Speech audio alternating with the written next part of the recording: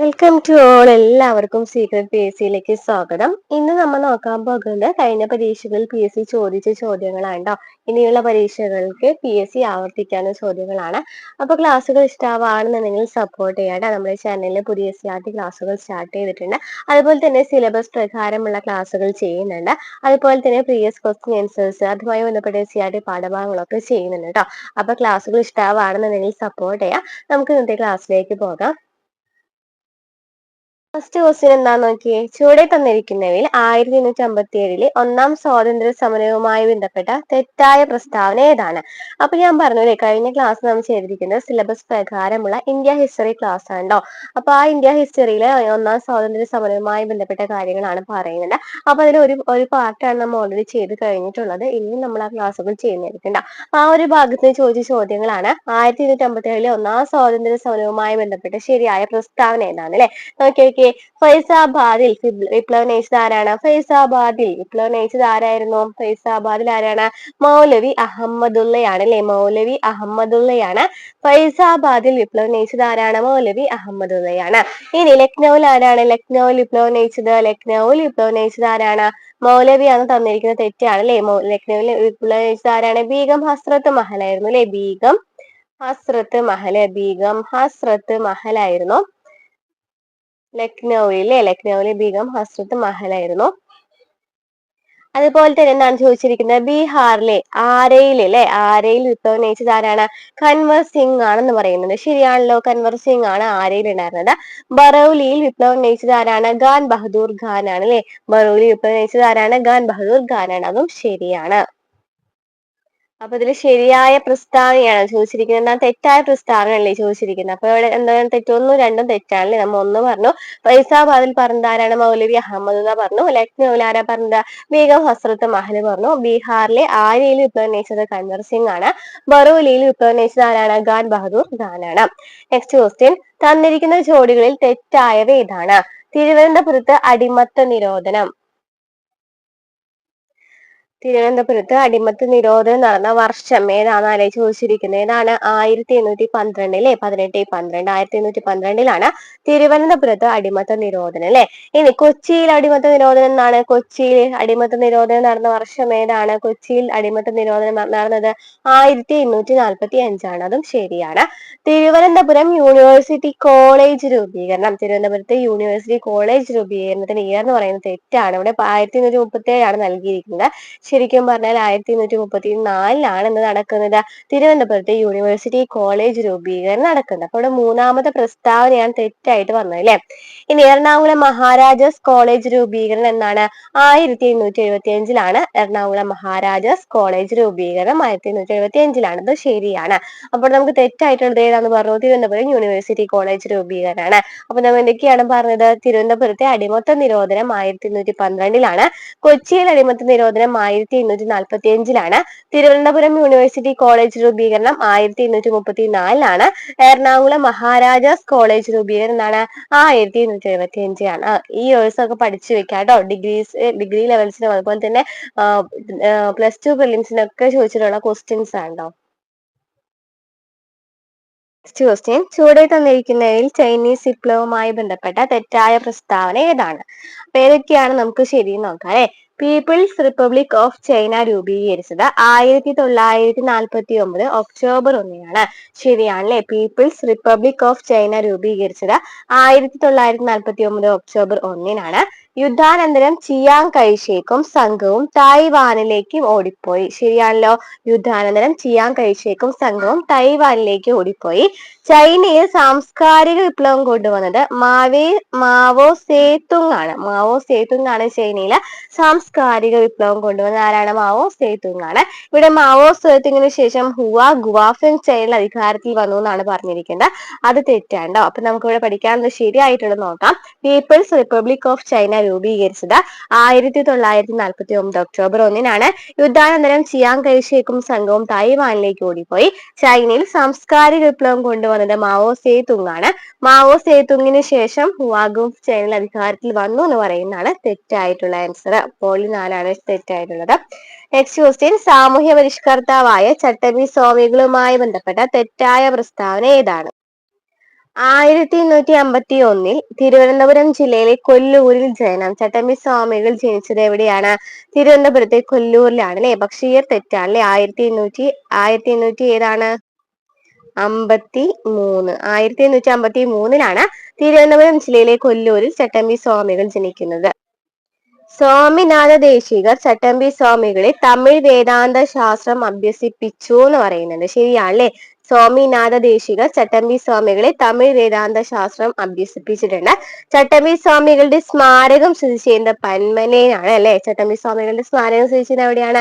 പന്മനയിലാണ്.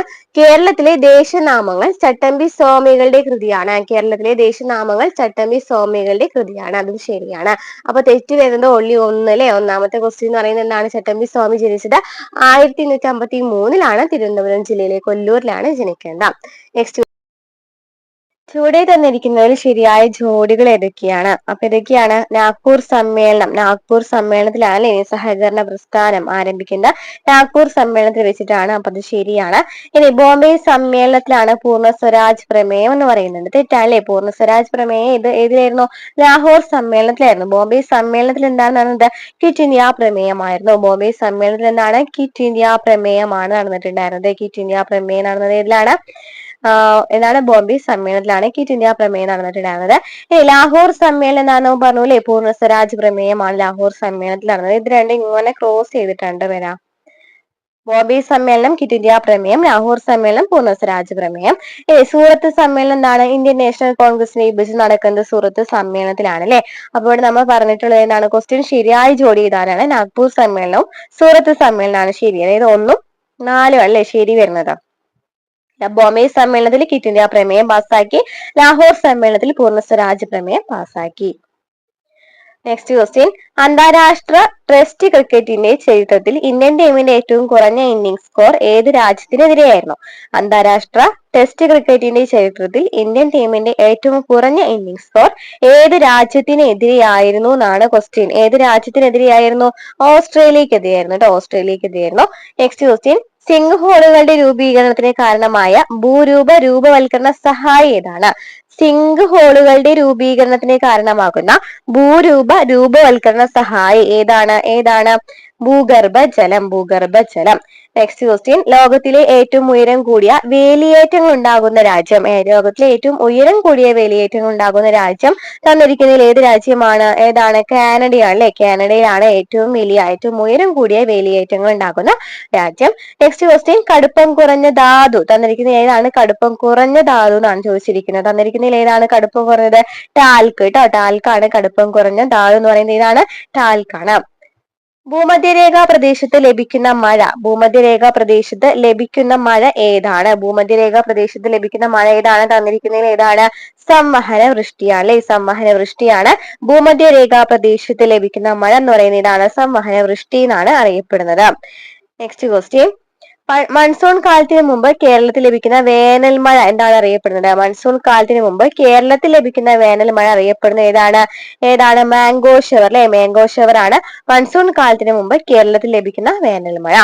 സൂര്യനെ പറ്റിയുള്ള സൂക്ഷ്മ പഠനത്തിനായിട്ട് ISRO വികസിപ്പിച്ച പേടകം ഏതായിരുന്നു അല്ലെ. ഏതാണ് വിക്ഷേപിച്ചിട്ടുണ്ടായിരുന്നത്? ഏതായിരുന്നു?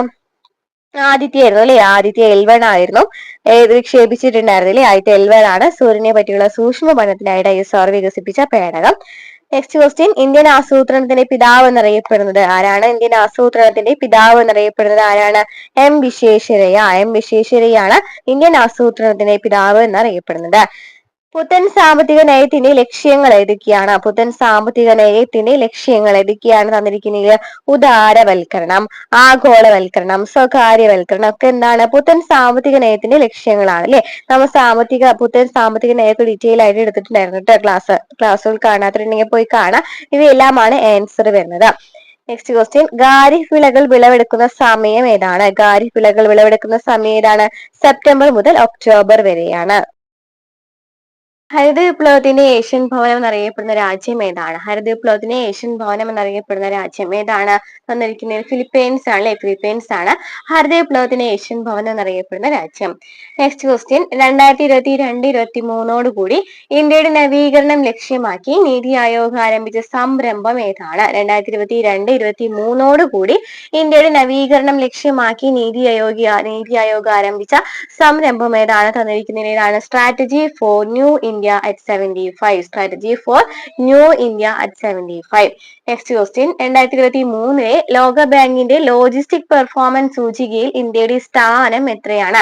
2023 ലോക ബാങ്കിന്റെ ലോജിസ്റ്റിക് പെർഫോമൻസ് സൂചികയിൽ ഇന്ത്യയുടെ സ്ഥാനം എത്രയാണ്? തന്നിരിക്കുന്നതിൽ ഏതാണ്? 38ാമത്തെ സ്ഥാനമാണ്. നെക്സ്റ്റ് ക്വസ്റ്റ്യൻ, ഇന്ത്യൻ ഭരണഘടനാ നിർമ്മാണവുമായി ബന്ധപ്പെട്ട് താഴെ തന്നിരിക്കുന്ന പ്രസ്താവനകളിൽ തെറ്റായവ ഏതാണ്? ഇന്ത്യൻ ഭരണഘടനാ നിർമ്മാണവുമായി ബന്ധപ്പെട്ട് താഴെ തന്നിരിക്കുന്ന പ്രസ്താവനകളിൽ തെറ്റാണല്ലേ ചോദിച്ചിരിക്കുന്നത്. നോക്കാം. ഭരണഘടന ഹിന്ദിയിലും ഇംഗ്ലീഷിലും എഴുതണമെന്ന നിർദ്ദേശം അംഗീകരിച്ചത് 1947 ജനുവരിയിൽ നടന്ന സമ്പൂർണ്ണ സമ്മേളനത്തിലാണ്. ശരിയാണല്ലേ? ഭരണഘടന ഹിന്ദിയിലും ഇംഗ്ലീഷിലും എഴുതണമെന്ന നിർദ്ദേശം അംഗീകരിച്ചെന്നാണ് 1947 ജനുവരിയിൽ നടന്ന സമ്പൂർണ്ണ സമ്മേളനത്തിലാണ്. നെക്സ്റ്റ്, ഈ നിർദ്ദേശം മുന്നോട്ട് വെച്ചത് ഡോക്ടർ രാജേന്ദ്ര പ്രസാദ് ആണ്. ഡോക്ടർ രാജേന്ദ്ര പ്രസാദ് ആണ് ഹിന്ദിയിലും ഇംഗ്ലീഷിലും എഴുതണമെന്ന നിർദ്ദേശം അല്ലെ മുന്നോട്ട് വെച്ചത് ആരാണ്? ഡോക്ടർ രാജേന്ദ്ര പ്രസാദ് ആണ്. നെക്സ്റ്റ് എന്താണ് പറയുന്നത്? ലക്ഷ്യപ്രമേയം അംഗീകരിച്ചതും ഈ സമ്പൂർണ്ണ സമ്മേളനത്തിലൂടെയാണ്. നമുക്കറിയാം 1947 ജനുവരി 22 ലക്ഷ്യപ്രമേയം അംഗീകരിക്കുന്നത്. ഏത് സമ്മേളനത്തിലൂടെയാണ്? ഏത് സമ്മേളനത്തിലൂടെയാണ്? ഈ 1947 ജനുവരി നടന്ന സമ്മേളനത്തിലാണ്. ലക്ഷ്യപ്രമേയത്തെ ജവഹർലാൽ നെഹ്റു എതിർത്തു എന്ന് പറയുന്നത് തെറ്റാണ്. ലക്ഷ്യപ്രമേയം ആമുഖം അവതരിപ്പിക്കുന്ന കാര്യം തന്നെയാണ് ജവഹർലാൽ നെഹ്റു ആണ്. അപ്പൊ ലക്ഷ്യപ്രമേയം ജവഹർലാൽ നെഹ്റു എതിർത്തു പറയുന്നത് തെറ്റല്ലേ? അതായത് ബി ആണല്ലേ തെറ്റ് വരുന്നത്. അപ്പൊ നമുക്ക് തെറ്റൊന്നും മനസ്സിലായി. ഭരണഘടന ഹിന്ദിയിലും ഇംഗ്ലീഷിലും എഴുതണമെന്ന നിർദ്ദേശം അംഗീകരിച്ചത് 1947 ജനുവരിയിൽ നടന്ന സമ്പൂർണ്ണ സമ്മേളനത്തിലായിരുന്നു. ഈ നിർദ്ദേശം മുന്നോട്ട് വെച്ചത് ഡോക്ടർ രാജേന്ദ്ര പ്രസാദ് ആണ്. ലക്ഷ്യപ്രമേയം അംഗീകരിച്ചത് ആരാണ്? അംഗീകരിച്ചത് ഈ സമ്പൂർണ്ണ സമ്മേളനത്തിലൂടെയാണ്. നെക്സ്റ്റ് ക്വസ്റ്റ്യൻ, താഴെ തന്നിരിക്കുന്നതിൽ പൗരത്വവുമായി ബന്ധപ്പെട്ട ശരിയായ പ്രസ്താവനകൾ ഏതൊക്കെയാണ്? പൗരത്വവുമായി ബന്ധപ്പെട്ട ശരിയായ പ്രസ്താവനയാണ് ചോദിച്ചിരിക്കുന്നത്. പൗരത്വവുമായി ബന്ധപ്പെട്ട അല്ലെ നോക്കാം. OCI എന്നതിന്റെ പൂർണ്ണരൂപം ഓവർസീസ് സിറ്റിസൺസ് ഓഫ് എന്നാണ്. ശരിയാണല്ലേ? ഓവർസീസ് സിറ്റിസൺസ് ഓഫ് ഇന്ത്യ എന്ന് പറയുന്നതാണ് OCI എന്നതിന്റെ പൂർണ്ണരൂപം. ഭരണഘടനയുടെ 2ാം ഭാഗത്ത് പൗരത്വത്തെ കുറിച്ച് പ്രതിപാദിക്കുന്നുണ്ട് അല്ലെ? ആർട്ടിക്കിൾ 5 മുതൽ ആർട്ടിക്കിൾ 11 വരെയാണ് അല്ലെ? ആർട്ടിക്കിൾ 5 മുതൽ ആർട്ടിക്കിൾ 11 വരെയാണ് പൗരത്വത്തെ കുറിച്ച് പ്രതിപാദിക്കുന്നത്. അപ്പൊ അതാണ് പാർട്ട് ചോദിക്കുകയാണെന്നുണ്ടെങ്കിൽ 2ാം ഭാഗമാണ്. ഭരണഘടനയുടെ 6 മുതൽ 11 വരെയുള്ള വകുപ്പുകൾ പൗരത്വത്തെ കുറിച്ച് പ്രതിപാദിക്കുന്നത് നമ്മൾ പറഞ്ഞു അല്ലെ? 6 മുതൽ 11 വരെയുള്ള വകുപ്പുകളാണ് പൗരത്വത്തെ കുറിച്ച് പ്രതിപാദിക്കുന്നത്. 6 മുതലാണ് 5 അല്ല, 6 മുതലാണെന്നുള്ളത് പഠിച്ചിരിക്കാം. ഓക്കെ. ഇന്ത്യക്കാർക്ക് നേപ്പാൾ സന്ദർശിക്കാൻ വിസ ആവശ്യമില്ല. ഇന്ത്യക്കാർക്ക് നേപ്പാൾ സന്ദർശിക്കാൻ വിസ ആവശ്യമില്ല എന്ന് പറയുന്നത് അതും ശരിയാണ്. അതായത് പൗരത്വവുമായി ബന്ധപ്പെട്ട് താഴെ തന്നിരിക്കുന്നതിലെല്ലാം ശരിയാണോ? OC എന്നതിന്റെ പൂർണ്ണരൂപം ഓവർസീസ് സിറ്റിസൺസ് ഓഫ് ഇന്ത്യ എന്നാണ്. ഭരണഘടനയുടെ 2ാം ഭാഗത്താണ് പൗരത്വത്തെ കുറിച്ച് പ്രതിപാദിക്കുന്നത്. ഭരണഘടനയുടെ 6 മുതൽ 11 വരെയുള്ള വകുപ്പുകൾ പൗരത്വത്തെ കുറിച്ച് പ്രതിപാദിക്കുന്നു. ഇന്ത്യക്കാർക്ക് നേപ്പാൾ സന്ദർശിക്കാൻ എന്താ ആവശ്യമില്ല? വിസ ആവശ്യമില്ല. നെക്സ്റ്റ് ക്വസ്റ്റ്യൻ, ആമുഖം ഒരു പ്രഖ്യാപനത്തെക്കാൾ കൂടുതലാണ്. അത് നമ്മുടെ ഭരണഘടനയുടെ ആത്മാവാണ്. നമ്മുടെ രാഷ്ട്രീയ സമൂഹത്തിനെ മാതൃകയാണ് അത്. ഒരു വിപ്ലവത്തിനല്ലാതെ മറ്റൊന്നിനെ മാറ്റാൻ കഴിയാത്ത ഒരു ദൃഢനിശ്ചയം അതിൽ അടങ്ങിയിരിക്കണോ? ഇന്ത്യൻ ഭരണഘടനയുടെ ആമുഖത്തെ കുറിച്ച് ഇങ്ങനെയൊക്കെ പറഞ്ഞത് ആരാണ്? ആമുഖം എന്ന് പറയുന്നത് ആത്മാവാണല്ലേ? ഭരണഘടനയുടെ ആത്മാവാണെന്ന് പറഞ്ഞത് ആരാണ്? ജസ്റ്റിസ് ഹിദായത്തുള്ളയാണ്. ജസ്റ്റിസ് ഹിദായത്തുള്ളയാണ് എന്ത് പറഞ്ഞത്? ഭരണഘടന എന്ന് പറയുന്നത് നമ്മുടെ ഭരണഘടനയുടെ ആത്മാവ് എന്ന് പറയുന്നത് എന്താണ്? ആമുഖമാണ് എന്ന് പറഞ്ഞത് ആരാണ്? ജസ്റ്റിസ് ഹിദായത്തുള്ളയാണ്.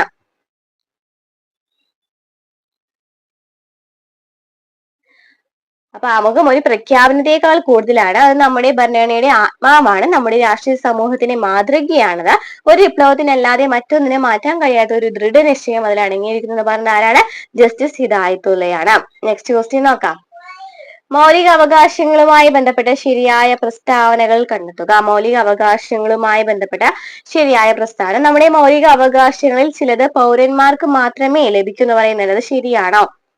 ശരിയാണോ? ശരിയാണല്ലേ? ചിലത് പൗരന്മാർക്ക് മാത്രമാണ് നമ്മുടെ മൗലിക അവകാശങ്ങൾ ലഭിക്കുന്നത്. ചില മൗലിക അവകാശങ്ങൾ ആർക്ക് ലഭിക്കും? ഏത് വ്യക്തികൾക്കും ലഭിക്കും. നിയമത്തിന് മുമ്പിൽ തുല്യതയ്ക്കുള്ള അവകാശം എന്ന് പറയുന്നത് ഏതൊരു വ്യക്തിക്കും ലഭിക്കുന്നതാണ്. പൊതു തൊഴിലിന്റെ കാര്യത്തിൽ അവസര സമത്വം ലഭിക്കുന്നത് ഇന്ത്യൻ പൗരന്മാർക്ക് മാത്രമാണ്. ഒക്കെ ശരിയാണ്. മൗലിക അവകാശവുമായി ബന്ധപ്പെട്ട് പറഞ്ഞിട്ടുള്ള പ്രസ്താവനയൊക്കെ ശരിയാണ്. നമ്മുടെ മൗലിക അവകാശങ്ങളിൽ ചിലത് പൗരന്മാർക്ക് മാത്രമേ ലഭിക്കൂ. ചില മൗലിക അവകാശങ്ങൾ ഏത് വ്യക്തികൾക്കും ലഭിക്കും. നിയമത്തിന് മുമ്പിൽ തുല്യതയ്ക്കുള്ള അവകാശം ഏതൊരു വ്യക്തിക്കും ലഭിക്കും. പൊതു തൊഴിലിന്റെ കാര്യത്തിൽ അവസര സമത്വം ലഭിക്കുന്നത് ഇന്ത്യൻ പൗരന്മാർക്ക് മാത്രമാണ്. നെക്സ്റ്റ് ക്വസ്റ്റ്യൻ, ചേരുംവഴി ചേർക്കുക. ഇന്ത്യ കടമെടുത്ത രാജ്യങ്ങളാണ് ചോദിച്ചിരിക്കുന്നത്. നോക്കാം. നിർദ്ദേശക തത്വങ്ങൾ എടുത്തിട്ടുള്ളത് എവിടെ നിന്നാണ്? നിർദ്ദേശക തത്വങ്ങൾ അയർലൻഡിൽ നിന്നാണ് അല്ലെ? അയർലൻഡിൽ നിന്നാണ് നിർദ്ദേശക തത്വങ്ങൾ എടുത്തിരിക്കുന്നത്. മൗലിക കർത്തവ്യങ്ങൾ എടുത്തിരിക്കുന്നത് റഷ്യയിൽ നിന്നാണ്. മൗലിക കർത്തവ്യങ്ങൾ പഞ്ചവത്സര പദ്ധതിയൊക്കെ എന്താണ്? റഷ്യയിൽ നിന്ന് എടുത്തിട്ടുള്ളതാണ്.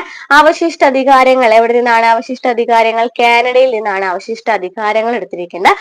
ഭരണഘടനാ ഭേദഗതി ദക്ഷിണാഫ്രിക്കയിൽ നിന്നും എടുത്തിട്ടുള്ളവയാണ്. അപ്പൊ നിർദ്ദേശക തത്വങ്ങൾ അയർലൻഡ്, മൗലിക കർത്തവ്യങ്ങൾ റഷ്യ, അവശിഷ്ട അധികാരങ്ങൾ കാനഡ, ഭരണഘടനാ ഭേദഗതി ദക്ഷിണാഫ്രിക്ക. ഈ അയർലൻഡ് ഒക്കെ എപ്പോഴും ചോദിക്കുന്ന ക്വസ്റ്റ്യൻ ആണ്. നിർദ്ദേശക തത്വങ്ങൾ അയർലൻഡിൽ നിന്ന് എടുത്തിട്ടുള്ളതാണ്.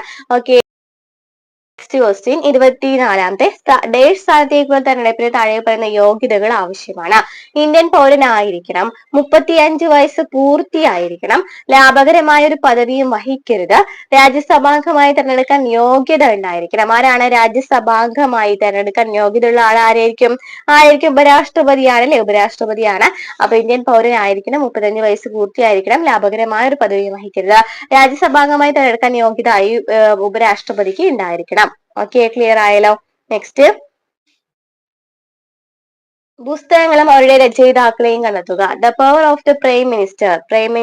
The power of the prime minister എഴുതിയത് ആരാണ് എഴുതിയിട്ടുള്ളത്? Humphrey Berkeley. ഹംഫ്രി ബർക്കലിയാണ് the power of the prime minister എഴുതിയിരിക്കുന്നത്. ഇനി നിയമങ്ങളുടെ അന്തസ്സത്ത എഴുതിയിരിക്കുന്ന ആരാണ്? എഴുതിയിരിക്കുന്ന ആരാണ്? സ്പിരിറ്റ് ഓഫ് ലോസ് അല്ലെ? മൊണ്ടസ്ക്യൂ ആണ് എഴുതിയിരിക്കുന്നത്. സ്പിരിറ്റ് ഓഫ് ലോസ് എഴുതിയിരിക്കുന്ന.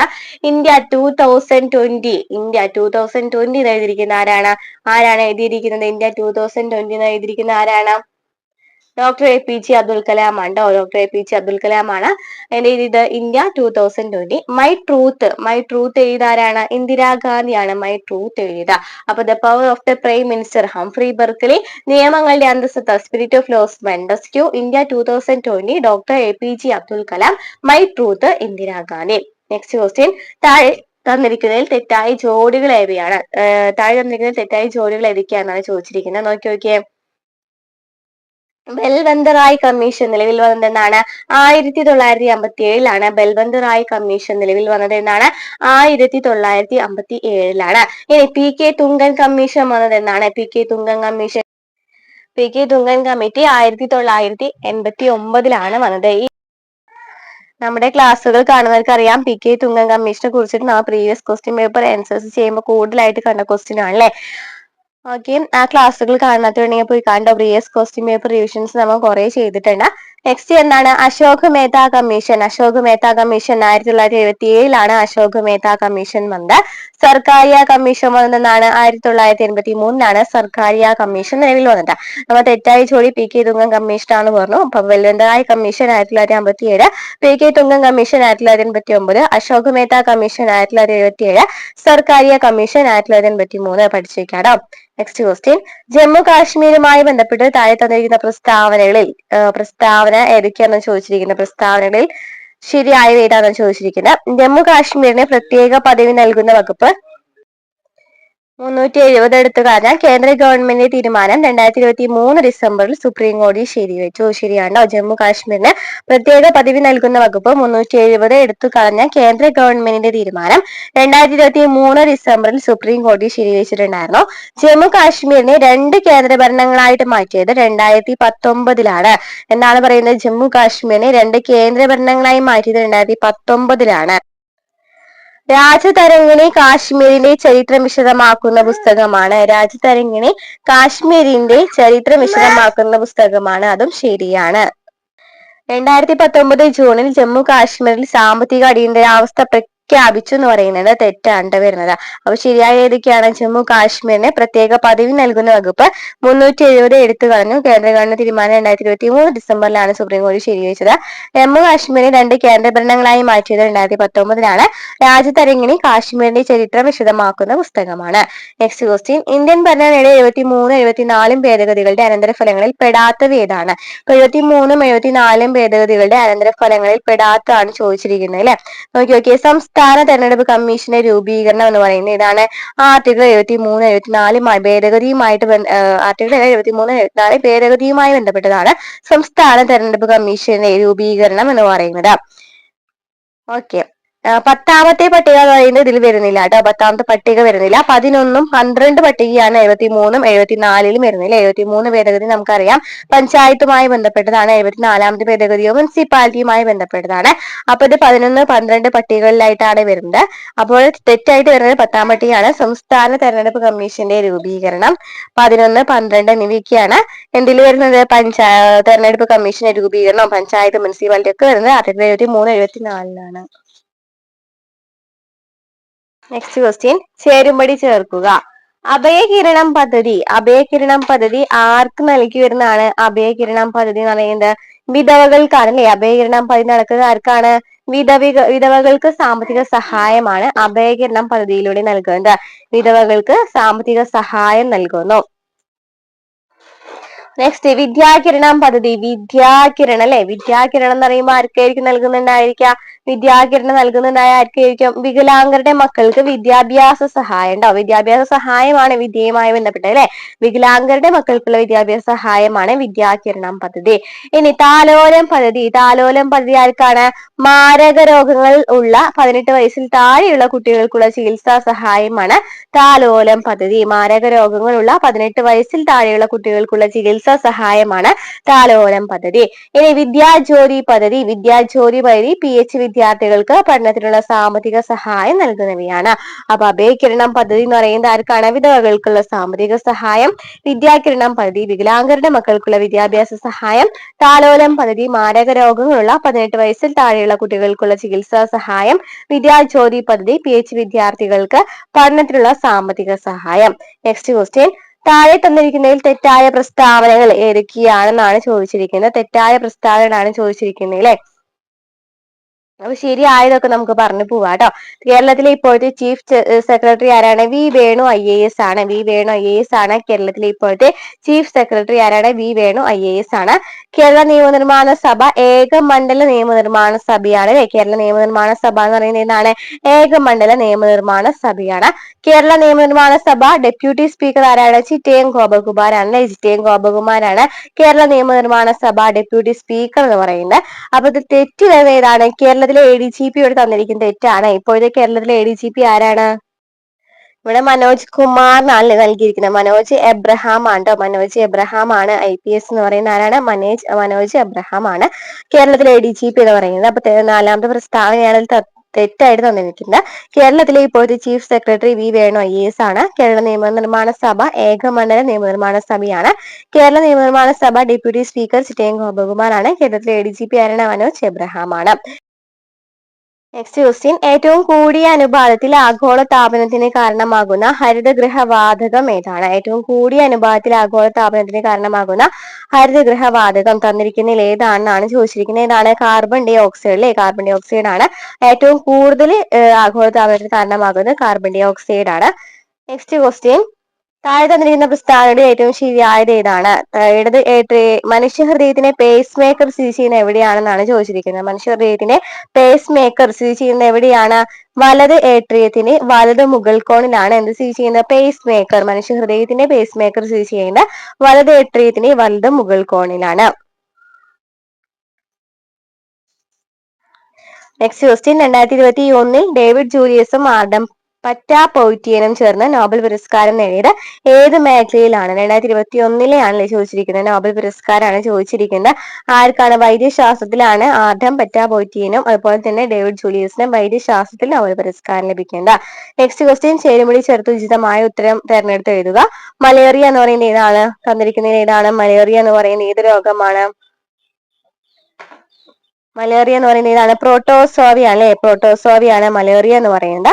ഇനി ടൈഫോയിഡ് ഏതാണ്? ടൈഫോയിഡ് ബാക്ടീരിയ അല്ലെ, ടൈഫോയിഡ് എന്ന് പറയുന്നത് ബാക്ടീരിയ ആണ്. അസ്കാരിയാസിസ് എന്നാണ്? അസ്കാരിയാസിസ് എന്ന് പറയുന്നത് എന്താണ്? വിരകളാണ് അല്ലെ, അസ്കാരിയാസിസ് എന്നാണ്? വിരകളാണ്. ഇനി ജലദോഷം എന്നാണ്? വൈറസ് ആണ്. ജലദോഷം എന്ന് പറയുന്നത് എന്താണ്? വൈറസ് ആണ്. അപ്പൊ malaria, protozoa, typhoid bacteria, ascariasis എന്നാണ്? വിരകളാണ്. ജലദോഷം എന്ന് പറയുന്നത് എന്താണ്? വൈറസ് ആണ്. നെക്സ്റ്റ് ക്വസ്റ്റ്യൻ, കുട്ടികളിലെ പ്രമേഹം കണ്ടെത്തുവാനും ചികിത്സാ സഹായമേകുവാനുള്ള കേരള സർക്കാരിന്റെ പ്രത്യേക പദ്ധതി ഏതാണ്? കുട്ടികളിലെ പ്രമേഹം കണ്ടെത്തുവാനും ചികിത്സാ സഹായമേകുമുള്ള കേരള സർക്കാരിന്റെ പ്രത്യേക പദ്ധതി എന്ന് പറയുന്നത് ഏതാണ്? മിഠായി ആണ്, മിഠായി ആണ്. നെക്സ്റ്റ് ക്വസ്റ്റ്യൻ, കൊറോണ വൈറസിന്റെ വകഭേദമായ B11529 ഇവയിൽ ഏതിനെയാണ് സൂചിപ്പിക്കുന്നത്? B11529 എന്ന് പറയുന്നത് ഏതിനെയാണ് സൂചിപ്പിക്കുന്നത്? ഒമിക്രോണിന്റെ വകഭേദമാണ് B11529. നെക്സ്റ്റ് ക്വസ്റ്റ്യൻ, രണ്ട് വസ്തുക്കൾ തമ്മിലുള്ള ചലനത്തെ എതിർക്കുന്നതും പ്രതലത്തിന് സമാന്തരവുമായ ബലം തന്നിരിക്കുന്നതിൽ ഏതാണ്? രണ്ട് വസ്തുക്കൾ തമ്മിലുള്ള ചലനത്തെ എതിർക്കുന്നതും പ്രതലത്തിന് സമാന്തരവുമായ ബലം എപ്പോഴും ചോദിക്കാറുള്ള ഒരു ക്വസ്റ്റ്യൻ ആണ് അല്ലെ, റിപ്പീറ്റഡ് ആണ്. അപ്പൊ ഏതാണെന്ന് നോക്കി, ഏതാണ്? ഘർഷണ ബലമാണ്. നെക്സ്റ്റ് ക്വസ്റ്റ്യൻ, സ്ഥിരവേഗതയും വ്യത്യസ്ത പ്രവേഗവുമുള്ള ചലനത്തിന് ഉദാഹരണം താഴെ തന്നിരിക്കുന്നതിൽ ഏതാണ്? സ്ഥിരവേഗതയും വ്യത്യസ്ത പ്രവേഗവും, സ്ഥിരവേഗത വ്യത്യസ്ത പ്രവേഗവുമുള്ള ചലനം താഴെ തന്നിരിക്കുന്നതിൽ ഏതാണ്? താഴെ തന്നിരിക്കുന്നതിൽ ഏതാണ്? സമവർത്തുള്ള ചലനമാണ്. നെക്സ്റ്റ്, ഏത് മേഖലയിലെ പരീക്ഷണങ്ങൾക്കാണ് Alain Aspect, John F Clauser, Anton Zeilinger എന്നിവർക്ക് 2022 ഭൗതിക ശാസ്ത്രത്തിനുള്ള നോബൽ സമ്മാനം ലഭിച്ചത്? 2022 ഭൗതിക ശാസ്ത്രത്തിനുള്ള നോബൽ സമ്മാനം ലഭിച്ചത് Alain Aspect, John F Clauser, Anton സിലിംഗർക്കായിരുന്നു അല്ലെ. അത് എന്തിനായിരുന്നു എന്നാണ് ചോദിച്ചിരിക്കുന്നത്. എന്തിനായിരുന്നു? ക്വാണ്ടം മെക്കാനിക്സിന്. നെക്സ്റ്റ് ക്വസ്റ്റ്യൻ, 42 ഗ്രാം മീഥേൻ പൂർണ്ണമായും കത്തുമ്പോൾ ലഭിക്കുന്ന കാർബൺ ഡൈ ഓക്സൈഡിന്റെ അളവ് എത്രയായിരിക്കുമെന്ന് തന്നിരിക്കുന്ന രാസസമവാക്യത്തെ അടിസ്ഥാനമാക്കി കണ്ടെത്തുക. 40 ഗ്രാം മീഥേൻ പൂർണ്ണമായിട്ട് കത്തുമ്പോൾ ലഭിക്കുന്ന കാർബൺ ഡൈ ഓക്സൈഡിന്റെ അളവ് എത്രയായിരിക്കും എന്നാണ് ചോദിച്ചിരിക്കുന്നത് അല്ലെ. എത്രയായിരിക്കും? 110 ഗ്രാം ആണ്. 110 ഗ്രാം ആണ് ലഭിക്കുന്നത്. നെക്സ്റ്റ് ക്വസ്റ്റ്യൻ, ചുവടെ കൊടുത്തിരിക്കുന്നതിൽ ലൂയിസ് ആസിഡ് ഏതാണ്? ലൂയിസ് ആസിഡ് ചുവടെ കൊടുത്തിരിക്കുന്നതിൽ ഏതാണെന്നാണ് ചോദിച്ചിരിക്കുന്നത്. ഏതാണ്? BCl3 ആണ് ലൂയിസ് ആസിഡ് എന്നറിയപ്പെടുന്നത്. എക്സ് രണ്ടാം ഗ്രൂപ്പ് മൂലകാണ്, വൈ എന്ന് പറയുന്ന ഒരു 17ാം ഗ്രൂപ്പ് മൂലകാണെന്നുണ്ടെങ്കിൽ എക്സും വൈയും ചേർന്ന് രൂപം കൊള്ളുന്ന സംയുക്തത്തിന്റെ രാസസൂത്രം എന്തായിരിക്കും? എക്സ് എന്ന് പറയുന്നത് 2ാം ഗ്രൂപ്പ് മൂലകാണ്, വൈ എന്ന് പറയുന്നത് 17ാം ഗ്രൂപ്പ് മൂലകാണ്. അങ്ങനെയാണെന്നുണ്ടെങ്കിൽ രാസസമവാക്യം ഏതായിരിക്കും? XY2 എന്നായിരിക്കും. നെക്സ്റ്റ് ക്വസ്റ്റ്യൻ, ചുവടെ കൊടുത്തിരിക്കുന്ന രണ്ട് പ്രസ്താവനകളെ അടിസ്ഥാനമാക്കി ഏറ്റവും ശരിയായവ ഉത്തരം തിരഞ്ഞെടുക്കാനാണ് പറഞ്ഞിരിക്കുന്നത്. ശരിയായ ഉത്തരം തിരഞ്ഞെടുക്കുക അല്ലെ. ഏതാണ് ചോദിച്ചിരിക്കുന്നത് നോക്കിയേ. സ്റ്റീൽ എന്ന് പറയുന്ന ഒരു ലോഹമാണ് എന്ന് പറയുന്നുണ്ട്. സ്റ്റീൽ എന്ന് പറയുന്ന ഒരു ലോഹമാണോ? സ്റ്റീൽ എന്ന് പറയുന്നത് ലോഹമല്ല അല്ലെ. നെക്സ്റ്റ് പ്രസ്താവന എന്താണ്? സ്റ്റെയിൻലെസ് സ്റ്റീൽ എന്ന് പറയുന്നത് ഒരു ലോഹ സങ്കരമാണ്. ശരിയാണ്. സ്റ്റെയിൻലെസ് സ്റ്റീൽ എന്ന് പറയുന്നത് ഒരു ലോഹ സങ്കരമാണ്. സ്റ്റീൽ എന്ന് പറയുന്ന ഒരു ലോഹമാണെന്നാണ് പറഞ്ഞിരിക്കുന്നത്. തെറ്റാണ്. അപ്പൊ ഒന്ന് തെറ്റും, രണ്ട് ശരിയുമാണ്. നെക്സ്റ്റ്, താഴെ പറയുന്നതിൽ 2022 ഖത്തർ ഫുട്ബോൾ ലോകകപ്പിന്റെ സെമി ഫൈനലിലേക്ക് യോഗ്യത നേടിയ ടീമുകൾ ഏതൊക്കെയാണ്? 2022 ഖത്തർ ഫുട്ബോൾ ലോകകപ്പിന്റെ സെമി ഫൈനൽ എത്തിയിട്ടുള്ള ടീമുകൾ ഏതാണെന്നാണ് ചോദിച്ചിരിക്കുന്നത്. ഏതാണ്? Argentina, France, Croatia, Morocco. Next question, ഹൈമവധഭൂവിൽ എന്ന യാത്രാ വിവരണം ആരുടെ കൃതിയാണ്? ഹൈമവധഭൂവിൽ എന്ന യാത്രാ വിവരണം ആരുടെ കൃതിയാണ്? ആദ്യമാണ് വീരേന്ദ്രകുമാർ. പുരാതന ഗുഹാ ചിത്രങ്ങൾക്ക് പ്രസിദ്ധി കേട്ട എടക്കൽ ഗുഹ സ്ഥിതി ചെയ്യുന്ന ജില്ല ഏതാണ്? എടക്കൽ ഗുഹ സ്ഥിതി ചെയ്യുന്ന എവിടെയാണ്? വയനാടാണ് അല്ലെ. താഴെ പറയുന്നതിൽ ആരുടെ കാലത്താണ് കേരളത്തിൽ ചവിട്ടുനാടകം ആരംഭിച്ചത്? ഏത് യൂറോപ്യന്മാരുടെ ഇതിലാണെന്ന് ചോദിച്ചിരിക്കുന്നത്. ആരുടെയാണ്? പോർച്ചുഗീസുകാരാണ് അല്ലെ ചവിട്ടുനാടകം കൊണ്ടുവന്നത്. കേരള സാഹിത്യ അക്കാദമിയുടെ പ്രസിഡന്റ് ആരാണ്? K. സച്ചിദാനന്ദനാണ്. അപ്പൊ ഇത്രയൊക്കെ ക്വസ്റ്റ്യൻസ് ആണ് നമ്മൾ ഉൾപ്പെടുത്തിയിരിക്കുന്നത്. അപ്പൊ ഇനി നമ്മൾ കുറെ ക്വസ്റ്റ്യൻ പേപ്പേഴ്സ് റിവിഷൻ ചെയ്യുന്നതായിരിക്കും. അപ്പൊ ക്ലാസ്സുകൾ ഇഷ്ടമാവുകയാണെന്നുണ്ടെങ്കിൽ സപ്പോർട്ട് ചെയ്യാം കേട്ടോ.